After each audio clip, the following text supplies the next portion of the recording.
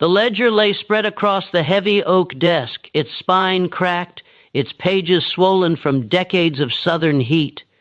The overseer hadn't meant to linger. He'd only raised the lantern to finish his rounds, but then his eyes drifted, not to the neat rows of cotton tallies or market prices, but to the section he'd been warned never to discuss, a section deliberately kept apart, tucked at the back as if distance alone could make it disappear. The list went back years, too many years. Each entry followed the same unsettling pattern: pale skin, light hair, eyes the color of northern skies, infants born to enslaved women scattered across multiple plantations, across multiple parishes, different mothers, different cabins. Yet the same impossible features repeating again and again. These children did not resemble their mothers. They did not resemble the men listed beside them in plantation records. They did not resemble anyone they were supposed to, and people had begun to notice. The murmurs came first, low, cautious, half-formed. Then they grew louder. They traveled upriver with traders, slipped between plantations with runaways, moved quietly through kitchens and back halls with house servants who overheard conversations never meant for them. Midwives spoke last. They always did. They had seen the truth too closely, felt it in their hands as they delivered infants whose faces raised questions no one dared ask out loud, because someone was responsible, someone unseen, someone untouchable, a man who left no name behind, only proof, proof written into bone and blood, carried in the faces of children who should not have existed. Before we go any further into one of Louisiana's darkest and most carefully buried secrets, make sure you're subscribed to the channel and turn on notifications so you don't miss what comes next. And tell me, where are you listening from? Drop your city or state in the comments below. Now let's uncover what really happened in those Louisiana parishes between 1837 and 1844. The mystery would consume 7 years, destroy families, end lives, and reveal a truth so calculated and cruel that even hardened plantation owners would struggle to comprehend it. But in 1837, when the first of these children was born, no one yet understood what they were witnessing. What began as a single anomaly would become a pattern so disturbing that it would shake the foundations of Louisiana's plantation society, expose the darkest corners of a system built on human bondage, and reveal how power could be wielded with absolute impunity when the law itself was designed to protect the perpetrator. Louisiana in late 1830s was a place of contradictions and extremes. New Orleans thrived as one of America's wealthiest cities, its port bringing in sugar, cotton, and enslaved people by the thousands. The French and Spanish colonial influences still shaped the culture, the architecture, the very language spoken in the streets. Creole French mixed with English, Spanish, and African languages to create a linguistic tapestry unique to the region.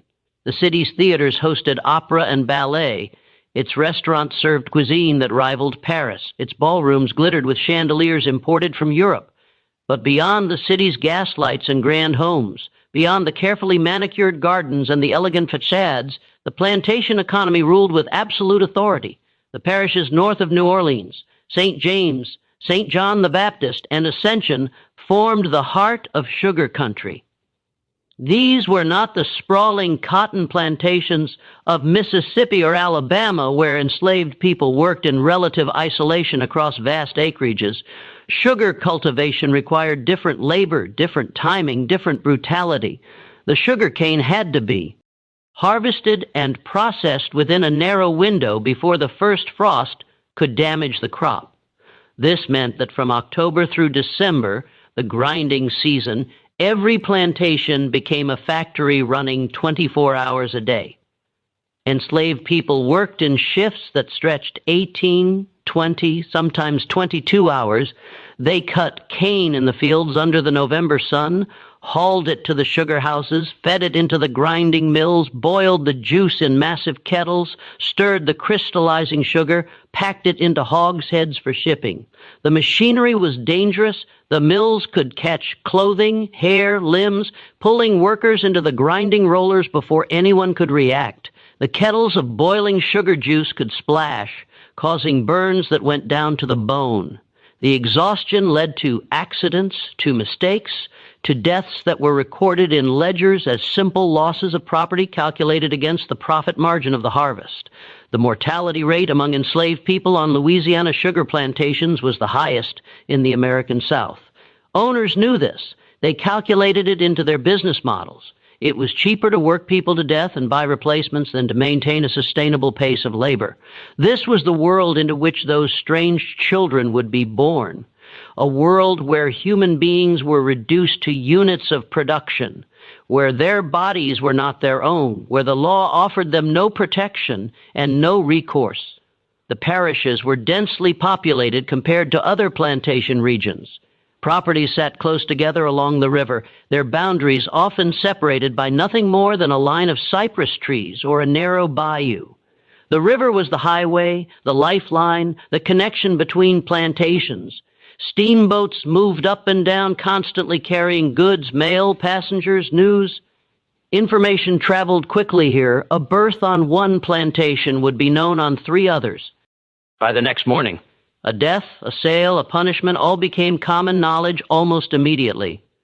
This interconnectedness made the mystery all the more disturbing, because when the unusual births began, they didn't happen in isolation. They formed a pattern, and patterns meant intention. The first plantation to record such a birth was Bellemont, a mid-sized sugar operation owned by the Duchamp family. They'd held the land for 3 generations since the Spanish colonial period. The main house was built in the Creole style, raised on brick pillars to protect against flooding with wide galleries wrapping around both floors. Moss-draped oak trees lined the drive from the river road. Behind the main house, the sugar works sprawled the mill building, the boiling house, the curing sheds, the cooper where barrels were made. Further back, beyond a screen of trees, sat the quarters, 2 rows of cabins facing each other across a dirt path. Each cabin housed multiple families, sometimes as many as 10 or 12 people in a single room. There was no privacy, no space, no comfort, just survival. The Duchamp family consisted of Monsieur Philippe Duchamp, his wife Celeste, and their 3 children. Philippe was 48 years old in 1837, a thin, nervous man who had inherited the plantation from his father and managed it with constant anxiety. He worried about crop yields, about sugar prices, about competition from Cuban imports, about the loans he'd taken to expand his operations. He worried about slave rebellions, about abolitionists, about the changing political climate that threatened the entire system his wealth depended on. His overseer, Vincent Hebert, was 32 years old and had worked at Belmont for 6 years. Hebert was unusual among overseers. He could read and write fluently in both French and English. He kept meticulous records. He had a reputation for being firm but not unnecessarily cruel, for maximizing productivity through organization rather than through terror. This made him valuable to Duchamp, who lacked the stomach for the violence that many plantation owners considered necessary. Hebert lived in a small house between the main residence and the quarters, positioned so he could monitor both. He rose before dawn every day, made his rounds, assigned work details, tracked progress, recorded everything in his ledgers. He knew every enslaved person on the plantation by name, knew their skills, their weaknesses, their family connections. This knowledge was power, and Hebert wielded it carefully. It was Hebert who first noticed the anomaly in March of 1837, and it was Hirt who would spend the next 7 years trying to understand what it meant. The child was born just before dawn on March 14, 1837, delivered by an elderly enslaved midwife named Josephine, who had brought more than 200 babies into the world over her 60-some years. Josephine had been born in Sandang before the Revolution, before it became Haiti. She'd been brought to Louisiana as a young woman and had survived everything. The transition from French to American rule, multiple changes of ownership, the deaths of her own children, the endless grinding labor of the sugar harvest. She'd seen every complication, every variation, every tragedy that childbirth could bring. Breech births, stillbirths, mothers who bled out on the cabin floor, babies born too early to survive, twins tangled together, infections that turned to fever and death. She'd learned to keep her face neutral, to show no emotion, to simply do the work and move on to the next crisis. But when she cleaned the newborn girl and saw her features in the lamplight, she felt something she rarely experienced: genuine fear. The mother was a woman named Marie, dark-skinned, strong, 23 years old. She'd been born on Bellamont, had known. No other life. Her mother had died in the sugar house when Marie was 12, caught by the grinding mill, her screams cut short as the machinery pulled her in. Marie had watched it happen. She'd been standing 10 feet away, unable to move, unable to help, unable to do anything but witness. After that, Marie had become quiet. She spoke only when necessary, kept her eyes down, did her work without complaint. She'd been paired with a man named Thomas when she was 18, a pairing arranged by Hebert to produce children who would become plantation property. Thomas was a field hand, strong and reliable. 25 years old. They lived together in one corner of a cabin they shared with 3 other families. Marie had given birth to one child already, a boy named Jack, who was now 4 years old. He looked like his parents, dark skin, dark eyes, tightly coiled hair. He was healthy, bright, already being trained to work in the fields. This second child should have looked the same. Every expectation, every understanding of heredity, every observation of how children resembled their parents suggested that this baby would have dark skin, dark eyes, dark hair. Instead, when Josephine wiped away the birth fluids and held the infant up to the lamp, she saw pale skin, hair so blonde it was almost white, and eyes the color of a clear winter sky. Josephine wrapped the child quickly, her mind racing. She'd heard stories, of course, passed down from older midwives, stories that went back generations, stories of children born looking different from their parents, explained away by distant ancestry, by bloodlines that carried hidden traits. The old women spoke of how African peoples had mixed with Arab traders, with Portuguese sailors, with the various peoples who had moved across the continent over centuries. Sometimes those distant mixtures would resurface, they said, producing a child with lighter skin or different features. But this was different. This wasn't a slightly lighter complexion or looser curl pattern. This child looked as though she'd been born to a Swedish immigrant. Not to Marie. The features were completely European. The narrow nose, the thin lips, the bone structure of the face. When Marie saw her daughter, she didn't speak. She simply stared, her exhaustion replaced by something else. Recognition, perhaps, or resignation. Her hands shook as she took the baby, and Josephine saw tears begin to slide down her face. "Does she look like anyone you know?" Josephine asked quietly, a question that carried more weight than its simple words suggested. Marie's silence was answer enough. She held her daughter close, rocking slightly, and Josephine saw in her face a grief so profound it seemed to fill the small cabin. Thomas arrived an hour later, coming from the fields where he'd been working the night shift during grinding season. He stopped in the doorway when he saw the child, his face going blank with shock. "That's not mine," he said flatly. "She is yours," Marie whispered. "She is. Look at her and tell me that's my child. Thomas, please, who was it?" His voice was rising now, dangerous. "Who did you?" "No one," Marie said, her voice breaking. "I swear to you, no one. I don't understand this. I don't understand." Josephine intervened, stepping between them. "This happens sometimes," she said, though she didn't believe it herself. "Old blood coming through. Ancestors from long ago." Stared at the baby, at Marie, at Josephine. Then he turned and walked out of the cabin without another word. By midday, everyone on Bellamont knew about the birth. The news spread through the quarters like wildfire. People came to see for themselves, crowding into the cabin, staring at the impossible child. Some whispered about curses, about spirits, about punishments from go. Others were silent, their faces troubled, as though they understood something they couldn't or wouldn't speak aloud. By evening, the news had reached 2 neighboring plantations carried by enslaved people who had relatives on other properties, by traders who stopped at multiple landings along the river, by the invisible network of communication that existed beneath the surface of plantation society. By the end of the week, Vincent Hebert had been called to the main house to explain the situation to Monsieur Duchamp. Hebert walked up the Oak Line Drive with a sense of dread. He'd already questioned Marie gently at first, then with increasing pressure. She'd insisted she'd been with no one but Thomas. She'd sworn it, even as tears streamed down her face, even as she held her strange-looking daughter. He'd questioned Thomas, who'd refused to accept the child as his own, who'd moved out of the cabin and requested reassignment to a different work crew. He'd questioned other enslaved people who lived in the same cabin who might have seen or heard something. No one had any information, or if they did, they weren't sharing it. Duchamp was pacing his study when he arrived, his thin face pinched with worry. The room smelled of pipe tobacco and old books.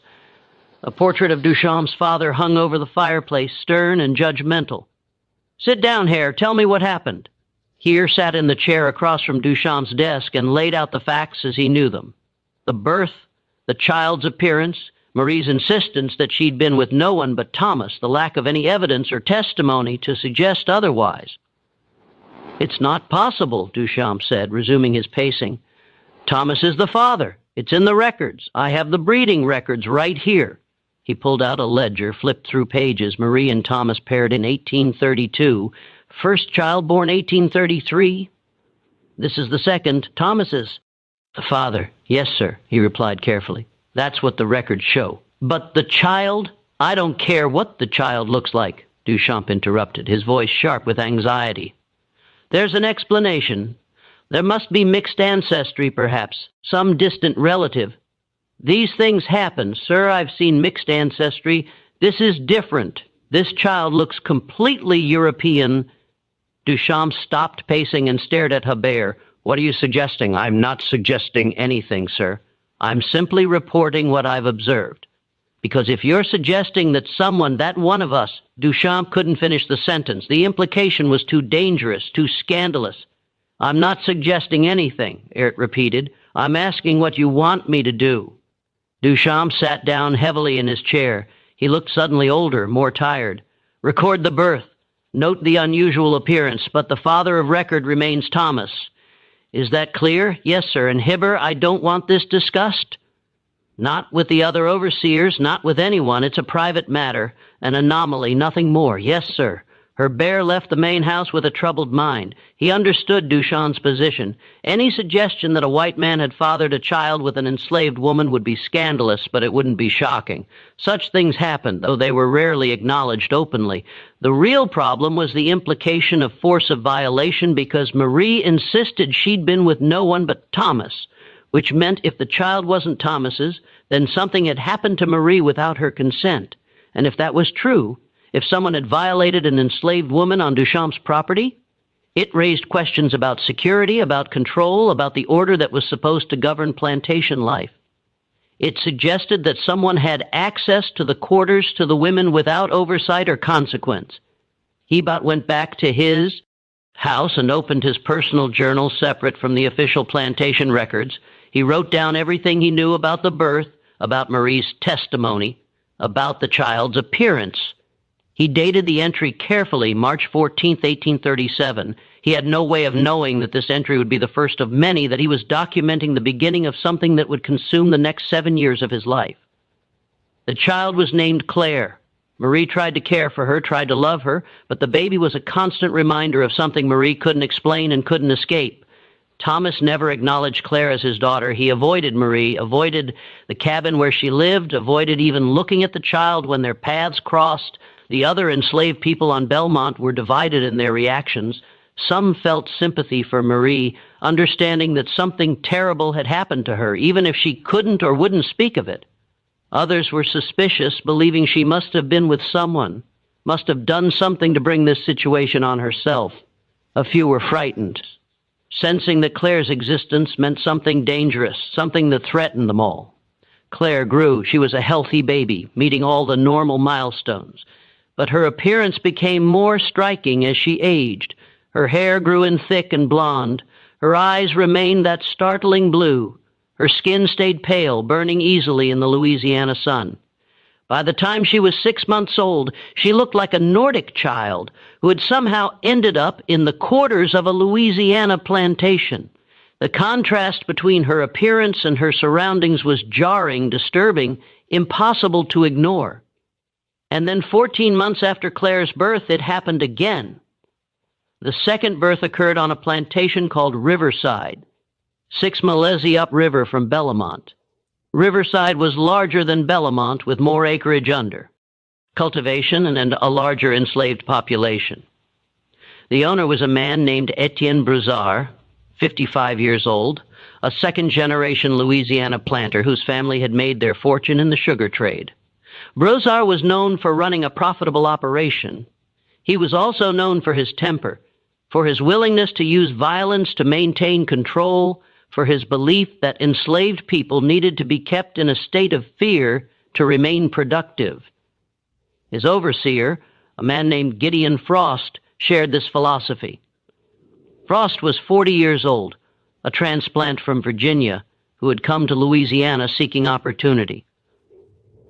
He was tall, broad-shouldered, with a face weathered by sun and wind. He carried a whip coiled at his belt and wasn't afraid to use it. The enslaved people at Riverside feared him, and Frost believed that fear was the foundation of good management. The mother was a woman named Deline, 20 years old, who worked in the main house as a lairess. She'd been selected for this position because of her quiet demeanor, her efficiency, her ability to remain invisible. House servants had to master this skill, the ability to be present but not noticed, to move through rooms without drawing attention, to hear conversations without appearing to listen. Deline had been born on a plantation in the Natchez district and sold to Riverside when she was 15. The sale had separated her from her mother and 2 younger siblings.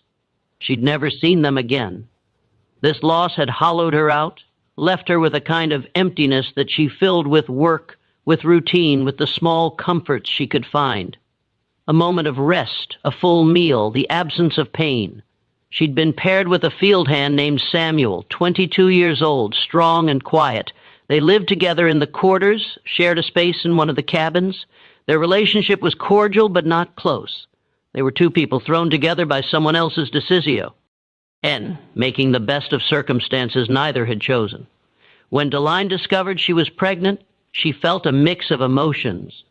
Fear, because pregnancy meant vulnerability, meant pain, meant the possibility of death, but also a small, fragile hope. A child would be someone to love, someone who belonged to her, at least for a little while before. The plantation claimed that child, too. The pregnancy progressed normally. Deline continued her work in the laundry, hauling water, scrubbing clothes, hanging them to dry in the humid air. As her belly grew, the work became harder. But she didn't complain. Complaining led to punishment. She gave birth in May of 1838, attended by the plantation midwife, a woman named Ruth. The labor was long and difficult, lasting through the night and into the next day. But finally the baby was born, a boy, healthy, crying lustily. Ruth cleaned the infant and then stopped, her hands frozen, her face going pale. "What is it?" Deline asked, exhausted, reaching for her son. "What's wrong?" Ruth didn't answer. She simply handed the baby to Delphine and stepped back, her expression troubled. Deline looked down at her son and felt the world tilt. The baby had blonde hair, blue eyes, and skin so pale it seemed translucent. He looked nothing like her, nothing like Samuel, nothing like anyone in her family. "No," she whispered. "No, this isn't. This can't. Who's the father?" Ruth asked quietly.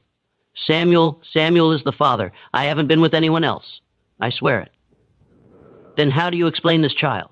"I can't," Deline said, tears beginning to fall. "I can't explain it." Samuel was brought from the fields to see his son. His reaction was immediate and angry. He stared at the baby, at Deline, and his face hardened. "You've been with someone," he said, his voice flat and cold. "I haven't, Samuel, I swear. Don't lie to me. Look at him. That's not my child. He has to be. I haven't been with anyone else. Then who? Who did this?" "I don't know." Deline sobbed. "I don't know." Samuel left the cabin and didn't return. He requested a transfer to a different work crew to a different cabin. He never acknowledged the boy as his son. Gideon Frost heard about the birth within hours. He came to the quarters, pushed into the cabin where Delphine lay recovering, and stared at the baby with a mixture of shock and anger. "Who's the father?" he demanded. "Samuel," Deline whispered. "That's not Samuel's child. Look at it. I haven't been with anyone else. You're lying. I'm not. I swear on my life I'm not lying. Frost questioned her for an hour, his voice growing harsher, his threats more explicit. But Deline's story never changed. She'd been with no one but Samuel. She couldn't explain the child's appearance. She didn't understand what had happened. Finally, Frost gave up. He reported the situation to Broussard, who reacted with fury. He accused Frost of not maintaining proper control, of allowing enslaved people to move freely, of failing in his duties. Frost defended himself, insisting that he ran a tight operation, that there was no way an outsider could have accessed the quarters without being noticed. The argument went in circles. Finally, Broussard ordered the birth recorded with Samuel as the father of record, despite the obvious impossibility. The matter was to be closed, not discussed, forgotten. The baby was named Zhang, and like Claire before him, he was a living impossibility, a child who shouldn't exist. When news of Zhang's birth reached Belmont, Vincent Heber felt a cold certainty settle in his chest. This wasn't coincidence. This wasn't random genetic variation. This was something else, something deliberate, something that was happening across multiple plantations. He pulled out his personal journal and made a new entry, carefully noting the date of Jean's birth, the plantation where it occurred, the mother's name, the circumstances. He placed this entry next to his notes about Claire's birth and stared at the two entries looking for connections. Both mothers had been working in or near the main houses of their respective plantations. Marie had been called up from the fields to help with cleaning during a period when Bellamont's regular house staff was short-handed. Delphine already worked in the house, but she'd been assigned to additional duties in the month before her pregnancy, including night work, cleaning, and preparing rooms after the family had retired. Here felt his pulse quicken. This was a pattern, a connection. It might mean nothing or it might mean everything. He began making inquiries carefully, quietly. He spoke to traders who moved between plantations, asking casual questions about births, about unusual occurrences, about gossip they might have heard. He questioned enslaved people who had relatives on other properties, listening to their conversations, noting details. And he waited because if his suspicions were correct, if this was a pattern rather than a coincidence, then it would happen again. He was right. Over the next 2 years, 3 more children were born with the same impossible features. Each birth followed the same pattern. An enslaved mother with dark features, a recorded father who matched her appearance, and a child who looked nothing like either parent. The third child was born at a plantation called Oakmont in November of 1838. The mother was a woman named Isabel, 25 years old, who worked in the main house as a cook's assistant. The baby was a girl with blonde hair and blue eyes. Isabel insisted she'd been with no one but her partner, a man named Gabriel. No one believed her, but no one could prove otherwise.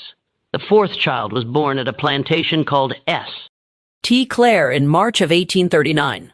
The mother was a woman named Turs, 19 years old, who had been brought up from the quarters to help serve at a dinner party 2 months before her pregnancy began. The baby was a boy with the same distinctive features. Turs's partner, a man named Antoine, refused to acknowledge the child. The fifth child was born at a plantation called Magnolia Grove in September of 1839. The mother was a woman named Pauline, 22 years old, who worked in the laundry. She'd been called to the main house to help with cleaning during a period when the regular staff was occupied with other duties. Her baby was a girl, blonde and blue-eyed. Her partner, a man named Louis, left her after the birth. Vincent Hebert documented each birth in his private journal. He noted the dates, the plantations, the mother's names, their work assignments. He created a map marking each location where a birth had occurred. The plantations were spread across 3 parishes, but all were within a 15-mi radius along the Mississippi River. He also noted something else, something that had taken him months to piece together, a name that appeared in the background of each situation. Never prominently, never obviously, but always there. Dr. Marcus Levine.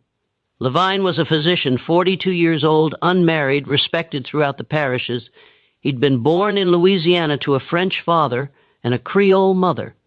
He'd been sent to Paris to study medicine at the age of 18, had spent 8 years there, and had returned to Louisiana in 1825 to establish his practice. He was known for his skill, particularly in treating fevers and infections that were common in the humid Louisiana climate. He was also known for his discretion. his willingness to treat delicate matters without gossip, his ability to keep secrets. This made him popular among the planter families who valued privacy above almost everything else. La vie. Ney served several plantations as their primary doctor, traveling between them as needed. He treated the planter families for their various ailments, and he also treated enslaved people when their value as property justified the expense. A skilled worker with a broken bone, a pregnant woman whose child represented future property, a house servant whose training made them valuable. These were worth the cost of medical care. Levine was also known for his distinctive appearance. He was tall and thin with pale blonde hair that he wore longer than was fashionable and striking blue eyes that seemed to see through people. He dressed well, but not ostentatiously, in dark suits that emphasized his pale coloring. He moved with a kind of deliberate grace, speaking softly, never raising his voice, always maintaining perfect control. Heba had met Levine several times over the years.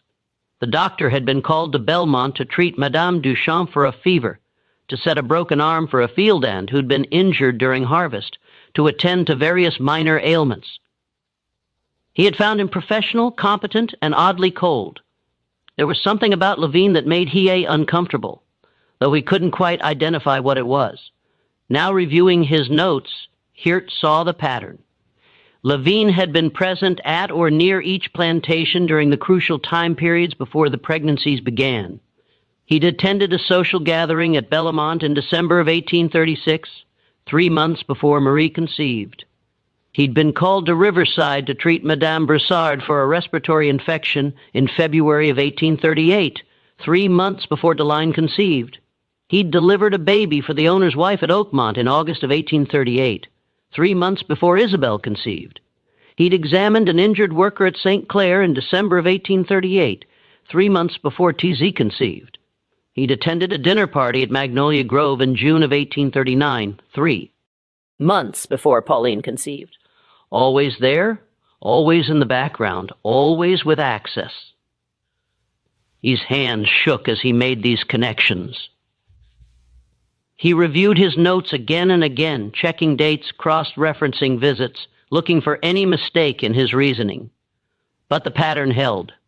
It was too precise to be coincidence, but having a suspicion and proving it were entirely different matters. Here it had no direct evidence, no witnesses, no confession. He had only a pattern, a series of coincidences that seemed too precise to be accidental. He needed to speak to the women. If Levine was responsible, then the women would know. They might not be able to speak openly, might not be willing to accuse a white man, especially a respected doctor, but they would know. H-Bird started with Marie since she was on his own plantation. He found her in the fields one afternoon working with a hoe, her daughter Claire strapped to her back in a cloth sling.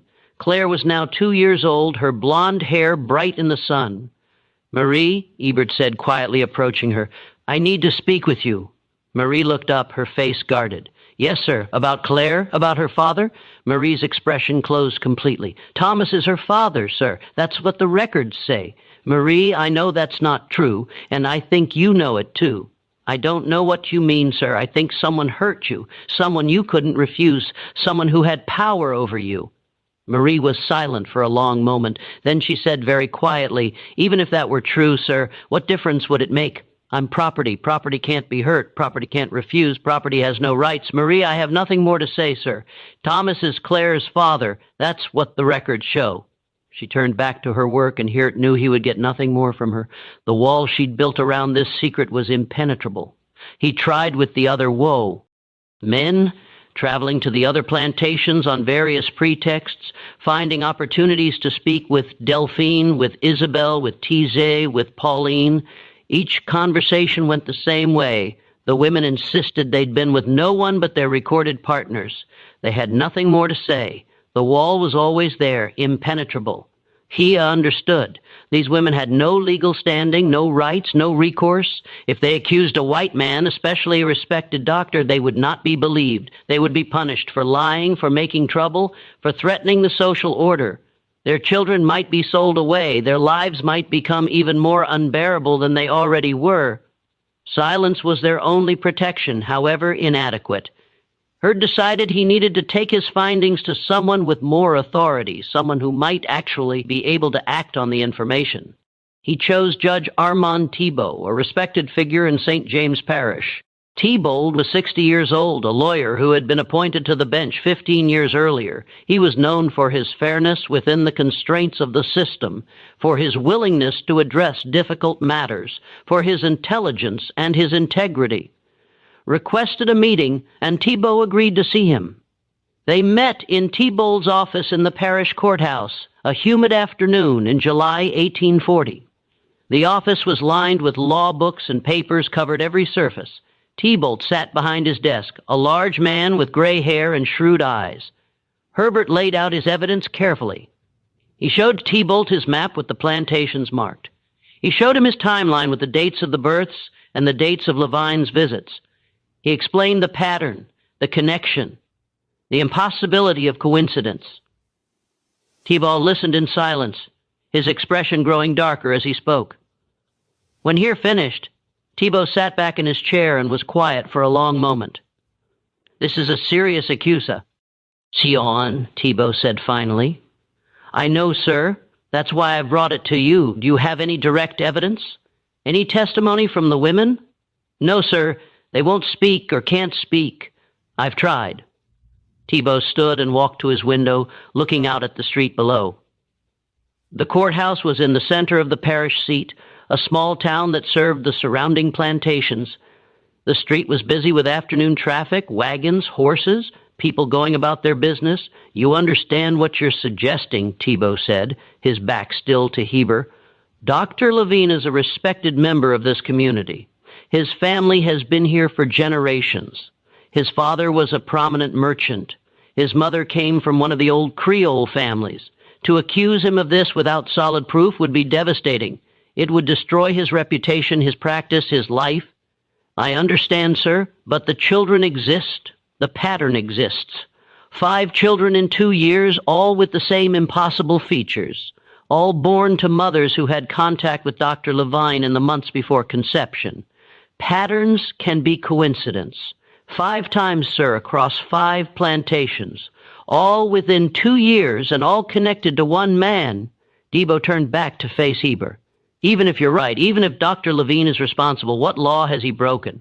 You said yourself that the women won't testify. Without their testimony, there's no case. And even with their testimony, he trailed off.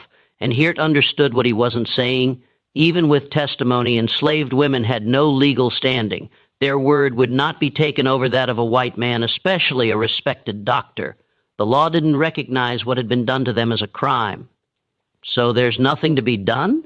Heber asked, hearing the bitterness in his own voice. "I didn't say that," Thibault replied. "I'll make inquiries discreetly. I'll speak to some of the plantation owners, ask questions, see what I can learn. But I want you to stop your investigation. If word of this spreads, if accusations start flying without proof, it will cause panic and damage that we may not be able to contain. Do you understand?" "Yes, sir. Go back to Bellomo. Say nothing to anyone. Let me handle this." Ebert left the courthouse with a mixture of relief and frustration. He'd done what he could. The matter was now in official hands, but he couldn't shake the feeling that nothing would come of it, that the truth would be buried under the weight of reputation and social standing. He was right. Judge Thibault did make inquiries, but they were so discreet as to be nearly invisible. He spoke to 3 of the plantation owners privately in carefully arranged meetings that left no public record. He asked vague questions about Dr. Levine's visits, about unusual occurrences, about the births of the distinctive-looking children. The responses were uniformly defensive. The plantation owners saw the questions as threats to their property values, their reputations, their social standing. They insisted there was nothing unusual, nothing that required investigation. The children were anomalies, genetic quirks, nothing more. Atten Broussard, the owner of Riverside, was particularly hostile. He met with Thibault in his study, a room dominated by a massive desk and portraits of his ancestors. "Are you suggesting that I don't know what happens on my own property?" Broussard demanded, his face flushed with anger, "that I can't control my own people?" This is insulting, Armand, deeply insulting. I'm not suggesting anything of the kind, Thibault replied calmly. I'm simply following up on some concerns that have been brought to my attention. Concerns? What concerns? That some babies were born with lightkin. That happens sometimes. Mixed ancestry, distant bloodlines. It's not unusual. 5 babies in 2 years, Etienne.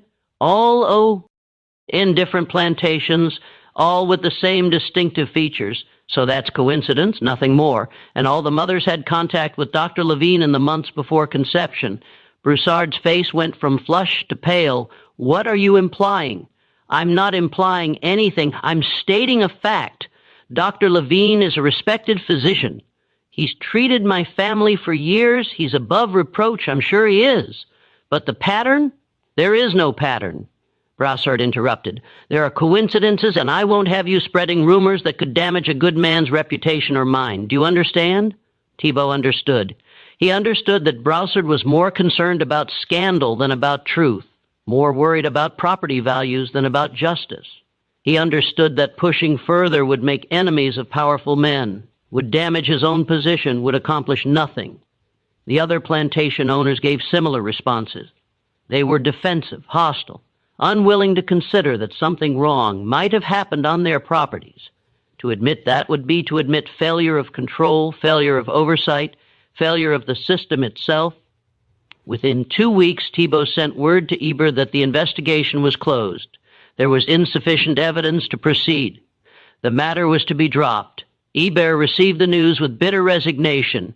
He'd expected it, but the confirmation still stung. He filed his notes away, locked them in his desk, and tried to return to his normal duties. But the births didn't stop.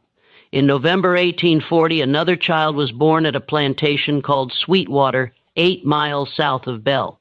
The plantation was smaller than most, specializing in indigo rather than sugar. The owner was a widow named Madame Hebert, no relation to Vincent, who ran the operation with the help of her son. The mother was a woman named Cecile, 24 years old, who worked in the sugar house during grinding. Season, and in the fields, the rest of the year. The baby was a boy with blonde hair and blue eyes. Cecile's partner, a man named Joseph, refused to acknowledge the child. Dr. Levine had been called to Sweetwater 3 months earlier to treat Madame Heb's son for a fever. He'd stayed for 2 days, sleeping in a guest room, taking his meals with the family. In March 1841, another birth at Riverside. The mother was a different woman this time, a field hand named Lett, 21 years old.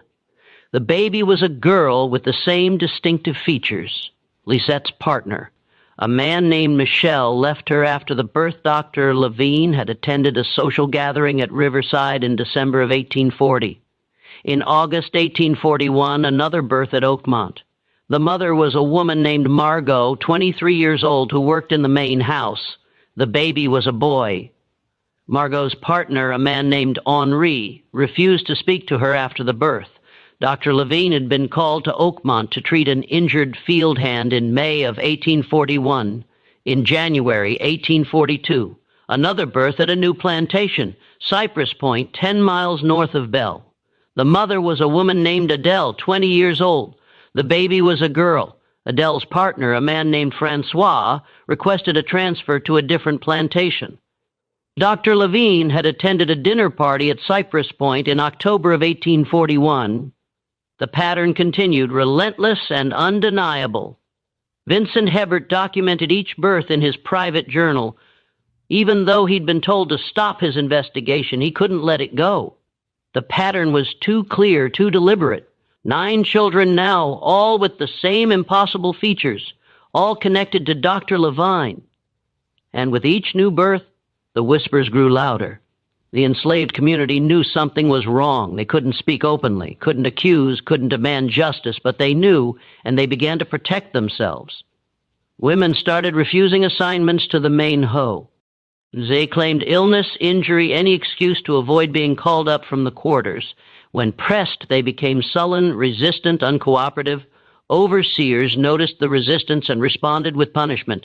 Women were whipped for refusing work assignments, for claiming false illness, for insubordination. But the resistance continued.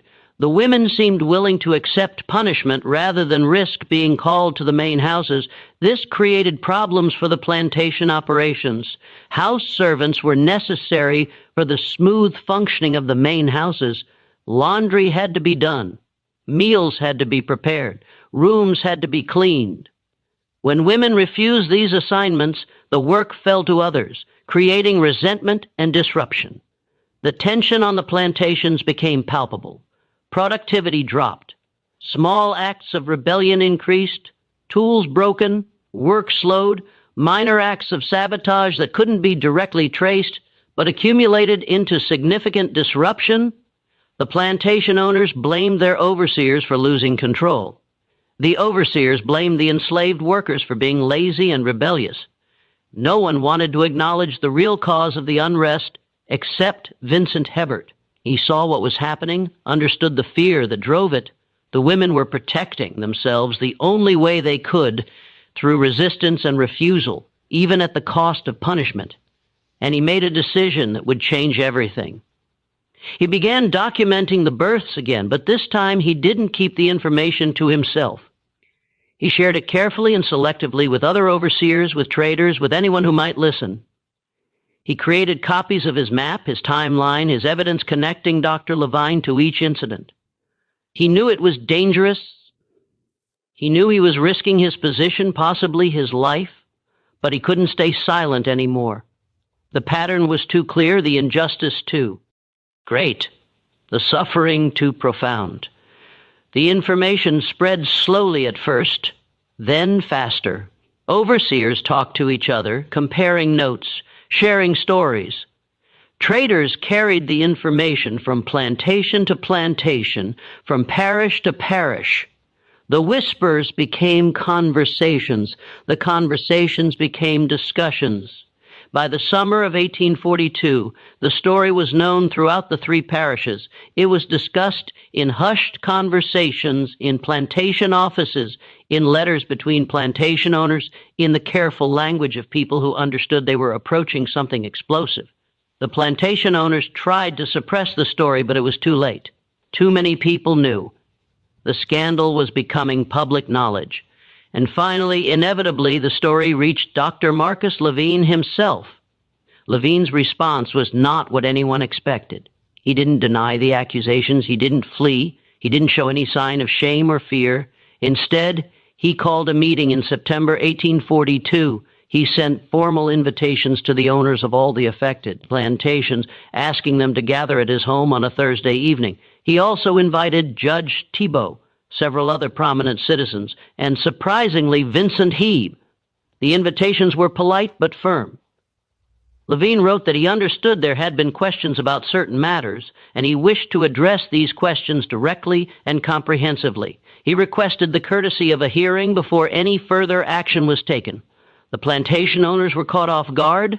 The invitation itself was unusual, almost unprecedented, but they agreed to attend, curious about what Levine might say, how he might defend himself. Hebert received his invitation with a sense of dread. He didn't know what Levine was planning, but he knew it wouldn't be good. The meeting took place on a Thursday evening, September 15, 1842. The air was thick with humidity and the threat. 15 men gathered at Levine's home, a modest but well-appointed house on the outskirts of the parish seat. The house was built in the American style rather than Creole, with a symmetrical facade and a central hallway. Levine greeted each guest personally as they arrived, shaking hands, making small talk, playing the role of gracious host. He was dressed impeccably in a dark suit, his blonde hair neatly combed, his blue eyes clear and steady. He showed no sign of nervousness or concern. When all the guests had arrived, Levine led them to his parlor, a room furnished with comfortable chairs arranged in a semicircle. A sideboard held decanters of whiskey and brandy, glasses, cigars. Levine invited the men to help themselves, to make themselves comfortable. The atmosphere was surreal. It felt like a social gathering, not a confrontation. The men sat in uncomfortable silence, waiting to hear what the doctor had to say. Levine stood before them, calm and composed. He held a glass of brandy in one hand, and he took a small sip before beginning to speak. Gentlemen, he said, his voice quiet but clear, I understand there have been questions about certain births that have occurred over the past several years, questions about the appearance of these children, about their parentage, about my possible involvement. The room was absolutely silent. Every eye was fixed on Levine. I want to address these questions directly and honestly, Levine continued. I believe that clarity is preferable to rumor, that truth is preferable to speculation. So let me be clear. Yes, I am the father of these children, all of them. The silence shattered into chaos. Men shouted, stood, demanded explanations. Judge T. Bowl called for order, his voice barely audible over the uproar. Browsard was on his feet, his face purple with rage. Dusham looked as though he might faint. Levine waited, patient, sipping his brandy until the room quieted again. It took several minutes. I understand your shock, Levine said when he could be heard again, but before you judge me, I ask that you hear my explanation. What I have done with purpose and with what I believe to be sound reasoning. Sound reasoning? Browsard shouted. You violated. I have conducted an experiment, Levine interrupted, his voice sharp enough to cut through the noise. A scientific experiment that I believe has profound implications for our understanding of human heredity and racial characteristics. The room fell silent again, but this time the silence was different. Confused, horrified, Levine walked to a desk in the corner of the room and retrieved a leather-bound journal. He held it up so everyone could see. For the past 7 years, he said, I have been studying the question of racial inheritance. Specifically, I wanted to understand whether the physical characteristics we associate with race are immutable or whether they can be altered through selective breeding. He opened the journal, showing pages filled with notes, diagrams, measurements, observations. The handwriting was neat and precise, the work of someone who took pride in documentation. I theorized, Levine continued, that by introducing European genetic material into the African population, I could produce offspring that displayed European features. The children born over these years have confirmed my hypothesis. Regardless of the mother's appearance, my genetic contribution has dominated, producing children with blonde hair, blue eyes, and fair skin. Vincent Heber felt physically ill. Around him, other men showed similar reactions, pale faces, clenched jaws, hands gripping chair arms. The casual way Levine spoke about human beings, about women, about children, was more disturbing than any rage or justification would have been. You're talking about human beings, T. Bolt said, his voice shaking. Not livestock, not experimental subjects. Human beings. Am I? Levine asked, turning to face the judge. His expression was genuinely curious, as though this were an interesting philosophical question. The law of this state says otherwise, Judge T. Bolt. The law says these women are property. The law says their children are property. I have violated no statute, broken no law. I have simply used available resources to pursue scientific knowledge. You've committed rape, Herbert said, the word hanging in the air like poison multiple times against women who had no ability to refuse you, no ability to protect themselves. Levine turned to him, his expression unchanged. Rape is a crime committed against persons, Mr. Hebert. These women are not legally persons. They are property. I no more committed rape than a farmer commits rape when he breeds his cattle. The law is quite clear on this point. The logic was monstrous, but it was also legally sound. Louisiana law in 1842 did not recognize enslaved people as having the legal standing to be victims of rape. They were property, and property could not be raped. The law protected property owners from theft or damage to their property, but it did not protect the property itself from the actions of others. Several of the plantation owners looked uncomfortable, but none spoke up to challenge Levine's reasoning, because to do so would be to challenge the entire legal and social structure that supported their way of life. If enslaved people were persons with rights, then the entire system of slavery became untenable. Why? Duchamp asked finally, his voice barely above a whisper. Why do this? What did you hope to gain? Knowledge, Levine replied simply. Understanding. I wanted to prove that racial characteristics are not fixed, that they can be manipulated through selective breeding. This has implications for everything. For slavery, for colonization, for the future of human civilization. He walked back to the center of the room, his journal still in his hand. "Consider the possibilities," he said, his voice taking on an almost evangelical quality. "If we can alter racial traits through selective breeding, we can reshape entire populations. We can create workers ideally suited to specific climates and tasks. We can eliminate undesirable characteristics and enhance desirable ones. We can engineer the future of humanity itself." "You're insane," someone muttered. "I'm a scientist," Levine corrected, "and my experiment has been successful. The children exist. The evidence is undeniable. I have proven that European traits dominate African traits in mixed offspring. This is valuable knowledge, gentlemen, knowledge that could be used to advance our understanding of human biology, of heredity, of the very nature of race itself." Judge Thibault stood, his face flushed with anger and something else, disgust perhaps, or horror at what he was hearing. "Dr. Levine," he said, his voice hard, "regardless of the legal technicalities, what you've done is morally reprehensible. You've caused immense suffering to women who had no ability to refuse you. You've destroyed families. You've disrupted multiple plantations. You've created a scandal that will damage this entire region. I've created knowledge," Levine replied calmly. "What you do with that knowledge is your concern, not mine. I've documented everything in this journal and in others, my methods, my observations, my conclusions. This information will be valuable to future scientists, to future generations. You will leave this parish," Thibault said. "You will cease your practice here, sell your property, and go. If you refuse, I will find a way to bring charges. Legal technicalities be damned. I will make your life here impossible." Levine smiled slightly and, The smile was somehow more disturbing than anything else, he'd said. "I've already made arrangements to leave, Judge Thibault. My work here is complete. I've gathered sufficient data. I'm relocating to Texas, where I plan to continue my research on a larger scale. The frontier offers opportunities that are not available in more settled regions." "Get out," Brassard said, his voice shaking with rage. "Get out of this parish. Get out of Louisiana. And if I ever see you again, I'll kill you myself." Levine set down his brandy glass and inclined his head slightly as though accepting a compliment. "I'll be gone within the week," he said. "Thank you for coming, gentlemen. I thought it important that you understand the truth of what has occurred. Rumors and speculation serve no one." The meeting dissolved into angry arguments, threats, and recriminations, but in the end, there was nothing anyone could do. Levine had broken no law.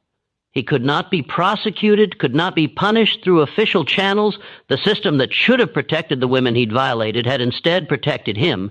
Within 2 weeks, he was gone. His house was sold to a merchant from New Orleans. His practice was transferred to another doctor. His furniture, his books, his personal effects were packed and shipped. He vanished into the expanding American frontier, taking his journals, his data, and his monstrous certainty with him. The aftermath of Levine's revelation spread through the parishes like a fever. The plantation owners tried to suppress the story, but it was too late. Too many people knew. The scandal became common knowledge, discussed in New Orleans parlors, in riverboat saloons, in the careful letters that passed between planter families across Louisiana and beyond. The children remained, of course, 13 of them by the time Levine left, ranging in age from newborn to 5 years old. They grew up in the quarters, marked by their appearance, living proof of what had been done to their mothers. The mothers struggled with their children in different ways. Some, like Marie, tried to love these children despite everything. Marie held Claire close, sang to her, protected her as best she could. But there was always a distance, a wall that Marie couldn't quite break through. Every time she looked